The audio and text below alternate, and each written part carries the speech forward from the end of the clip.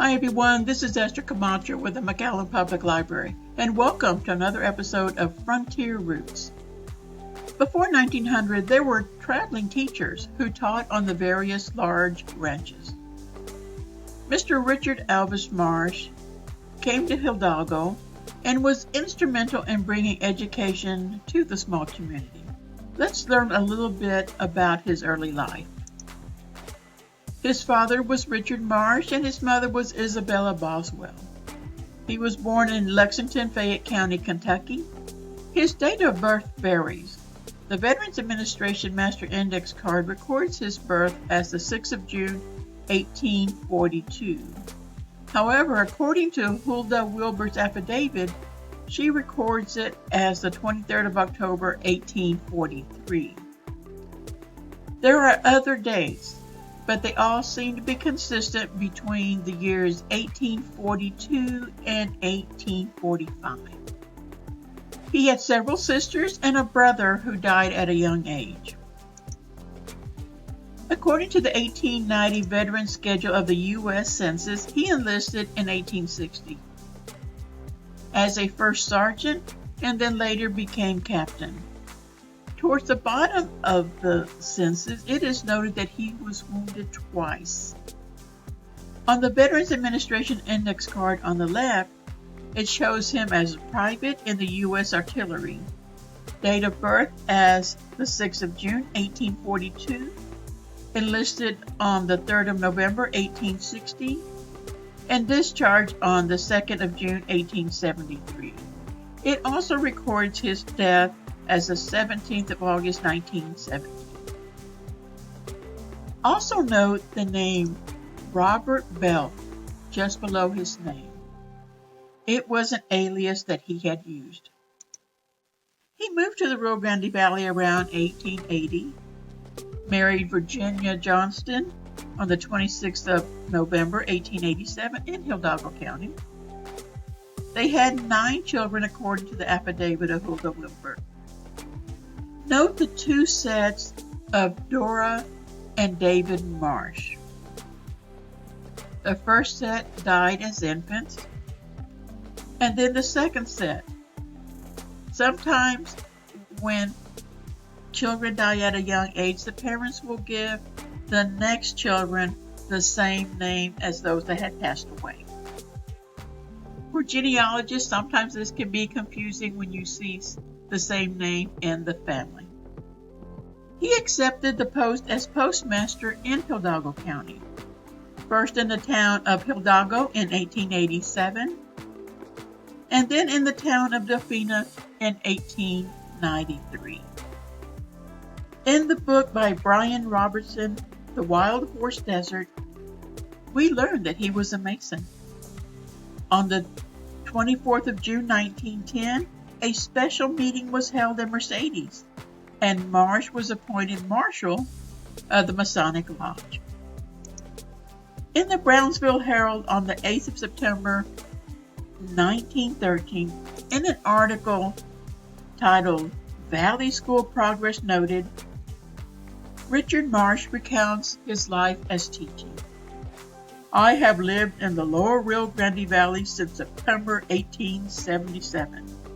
I first came from San Antonio to Rio Grande City and was connected with the Quartermaster Department of the U.S. Army at Fort Ringgold for 6 years. I located in Hidalgo County in 1883 and engaged in school teaching. Yes, sir, I have witnessed many changes during the last 33 years.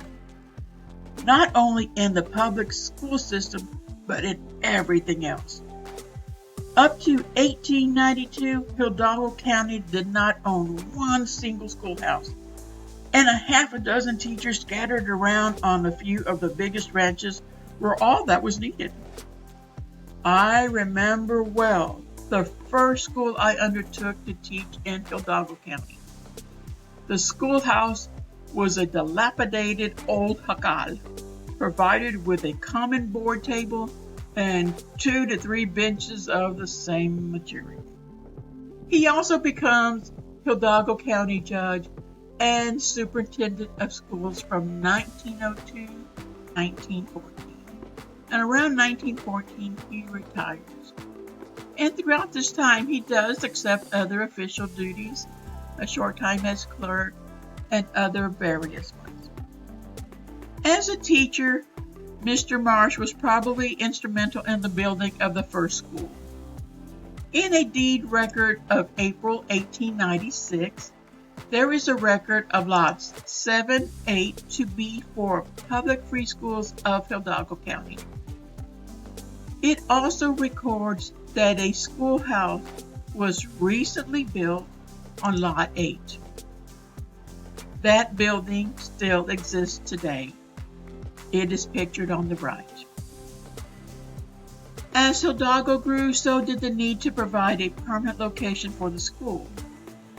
While County Judge Richard Marsh was in office, he was able to see more changes and a more permanent resolution for a school in Hidalgo.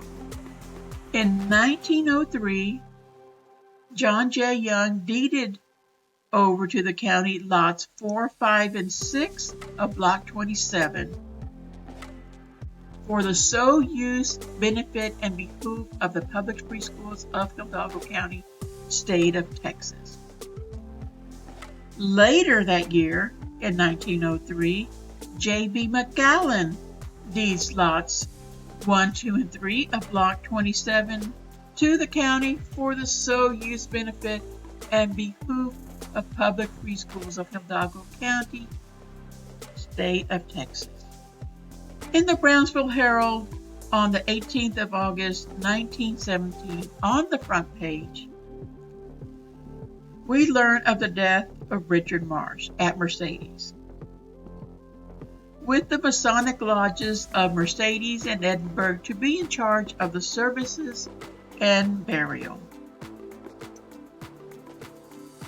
He is laid to rest in Brushwood Cemetery in Edinburgh, Texas.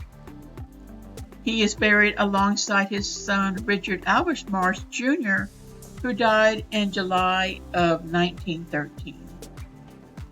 His other son David, who died in July 1926, is buried on his other side.